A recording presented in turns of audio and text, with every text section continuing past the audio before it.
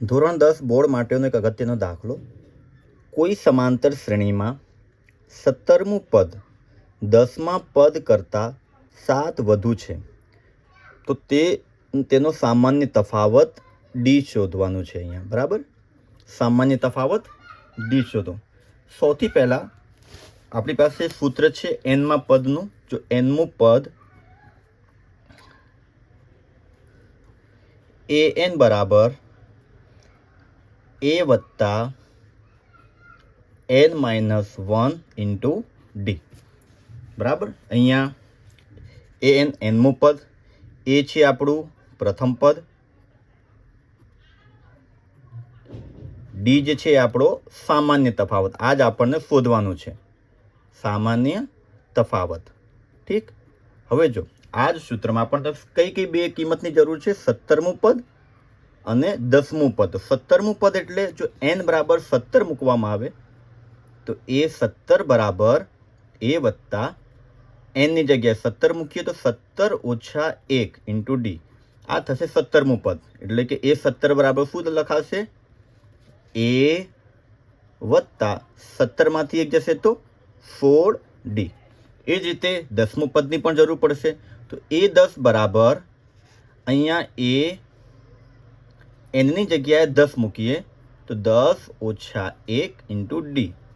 એટલે કે એ 10 બરાબર એ વત્તા 9d. બરાબર. હવે જુઓ પ્રશ્નમાં શું આપેલું છે કે 17મું પદ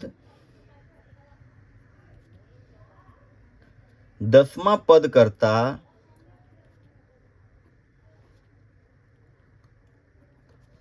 7 વધુ છે. એટલે કે 17મું પદ એટલે કે એ 17 બરાબર એ 10 વત્તા 7. 17મું પદ એ 10મા કરતાં 7 વધુ છે. હવે મિત્રો, ઘણા વિદ્યાર્થી બાળકોને કન્ફ્યુઝન હોય છે કે +7 અહીંયા લખવા કે અહીંયા લખવા, કેમ કે 17મું પદ વધારે છે.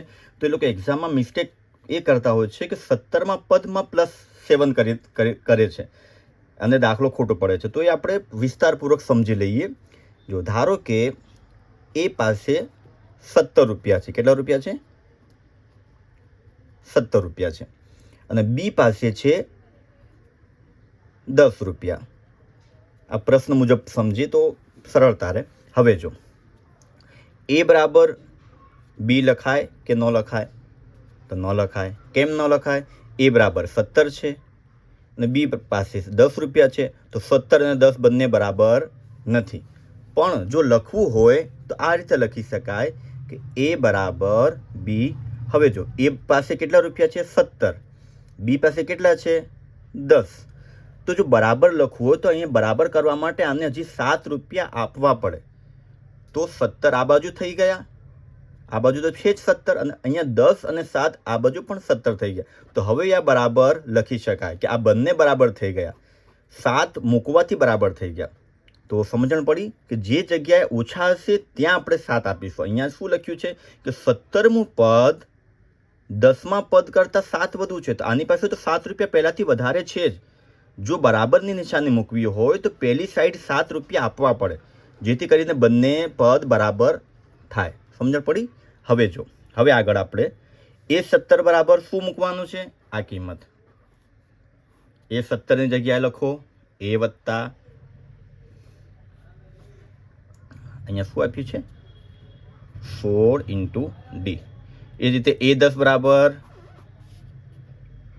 એ વત્તા 9 ટુ ડી વત્તા 7. જો બંને બાજુથી એ કેન્સલ એટલે કે આ જો આ પ્લસમાં છે, આ બાજુ આવશે તો માઇનસ, તો પ્લસ માઇનસ એ થઈ જાય 0. હવે જો આ 9 પ્લસ છે, આ બાજુ આવશે તો માઇનસ. તો અહીંયા 16d તો છે માઇનસ 9 ઇન્ટુ ડી. અહીંયા શું વધશે? ફક્ત 7.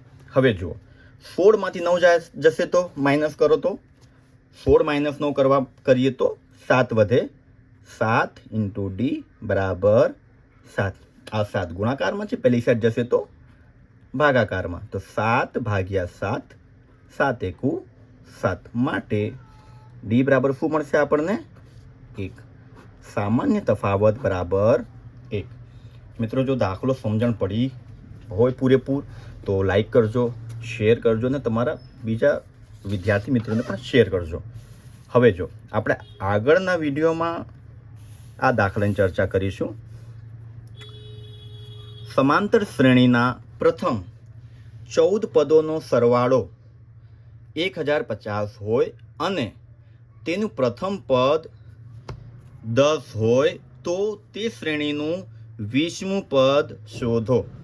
શું આપેલું છે? પ્રથમ 14 પદોનો સરવાળો આપેલો છે, એટલે કે S14 આપેલું છે. તમને હિન્ટ આપી દઉં છું, તમે ટ્રાય કરજો. અને પ્રથમ પદ આપણને આપેલું છે 10, એ બરાબર 10 આપેલું છે. તો તે શ્રેણીનું 20મું પદ શોધવાનું છે. 20મું પદ એટલે કે A20. બરાબર? ટ્રાય કરજો તમે.